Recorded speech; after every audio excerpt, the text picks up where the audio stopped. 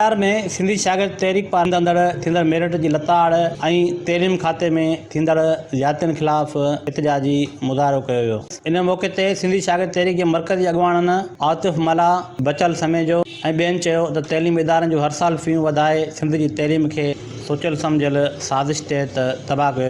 ऐं यूनिवर्सिटी इंतज़ाम इहो चवे थी त जेके शागिर्द आहिनि ऑनलाइन एग्ज़ामिनेशन नथा पे करे सघनि उहे पंहिंजी यूनिवर्सिटी लेफ्ट करे सघनि। आख़िरकार इहे माफ़ियाऊं छाजे करे सिंधी पंहिंजे शागिर्दनि सां अहिड़ो बर्ताव कनि पियूं। हिन सॼे फिनोमिना खे सिंध हुकूमत जी तालीम दुश्मनी, सिहत दुश्मनी ऐं सिंध दुश्मनी करार ॾियां थो।